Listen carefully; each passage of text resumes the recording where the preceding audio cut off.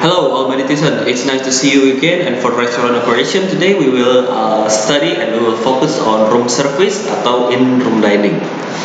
But before we begin, allow me to introduce myself. My name is Mr. Arya. I'm also the head of food and beverage service and bartending of Medi Groups.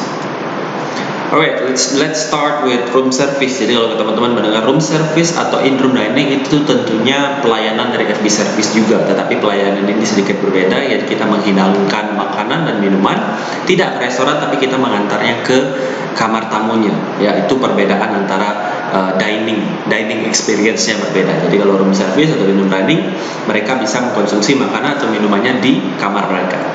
Jadi kalau kita bicara tipe-tipe room service tergantung dari setiap hotel tentunya. Tapi secara umum klasifikasinya tentu bisa saja kalau room service biasanya itu paling banyak di order untuk breakfast. Ya, jadi breakfast itu biasanya sering juga digunakan untuk room service. Kemudian tidak memungkinkan, artinya tidak menutup kemungkinan juga terjadi pada lunch or dinner. Jadi tergantung pada event. Menyesuaikan dengan waktu. Kalau waktunya itu pagi, tentunya menu breakfast yang dipakai.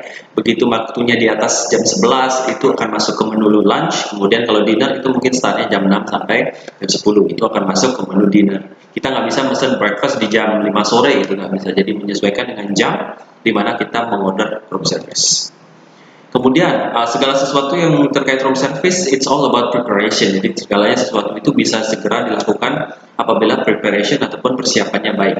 Karena room service ini kan lumayan ya, artinya teman-teman harus mempersiapkannya terlebih dahulu. Kemudian ada proses delivery dari kitchen ke kamarnya. Nah itu takes time. Jadi teman-teman alangkah baiknya apa yang bisa disiapkan di awal itu disiapkan dengan awal. Kemudian tinggal hot foodnya saja atau makanan-makanan panas saja yang tinggal dimasak pada saat itu, ya. Karena bedanya kalau dining di restoran kan dari kitchen ke restoran itu dekat. Nah kalau kita ke kamar itu cenderung lumayan lebih jauh.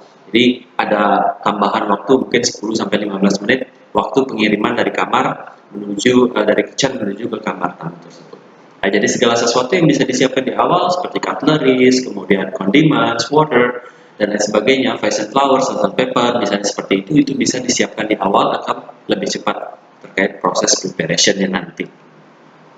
Kemudian policies and procedure juga room service itu biasanya tergantung dari venue di hotel. Kalau di hotel biasanya ada tambahan biaya, kalau di kapal pesiar biasanya sudah included. Jadi tidak ada tambahan biaya untuk room service. Sama seperti room service tentunya terkait cara menghidangkannya tentunya akan beda, tidak sama dengan di restoran, karena restoran itu biasanya menggunakan cutlery yang lengkap, misalnya tipe gelas yang bermacam-macam. Tapi kalau untuk room service biasanya menggunakan yang lebih sederhana. Lebih sederhana itu mungkin cutlery-nya setapannya hanya ada spoon, ada fork, ada knife, itu sudah cukup. Kemudian untuk glasses juga digunakan untuk glasses yang lebih sederhana dan lebih tidak mudah pecah. Kemudian penggunaan troli juga biasanya digunakan dalam room service, artinya teman-teman kalau mengantarkan makanan misalnya lebih dari 3 atau 4, itu disarankan menggunakan troli. Jadi ada yang troli yang seperti cart yang bisa didorong, itu bisa masuk 4-5 orderan, daripada teman-teman hanya menggunakan tangan dan tray, itu mungkin keterbatasan, hanya bisa membawa 1 tray untuk 1 kali pengiriman. Ya, jadi safety itu sangat diperhatikan ketika kita bekerja, jangan cepat-cepatan karena room service itu kan berpindah tempat ya, jangan sampai ada yang tumpah, jangan sampai ada yang tidak terkirimkan dengan benar. Kemudian ketika kita mengirimkan room service ke tamu juga kita harus konfirmasi ada beberapa hal, yaitu kamar tamunya sudah benar, kemudian nama tamunya yang memesan, kemudian pembayarannya seperti apa, dan yang terpenting juga jam berapa akan dikirimkan. Jadi kalau ada pesanan masuk, kita harus tanya, Bapak ini kapan akan dikirimkan, karena ini krusial ya. Krusial dalam artian kalau tamunya minta dikirim jam 10 ya harus jam 10 itu sudah sampai di kamar ya, tidak boleh kurang dan tidak boleh lebih. Mungkin range-nya 10 menit lebih awal dan 10 menit lebih telat 10 menit itu masih oke, tetapi kalau 30 menit itu sudah terlalu lama kalau untuk room service ya. Tetapi semaksimal mungkin kita bisa on time.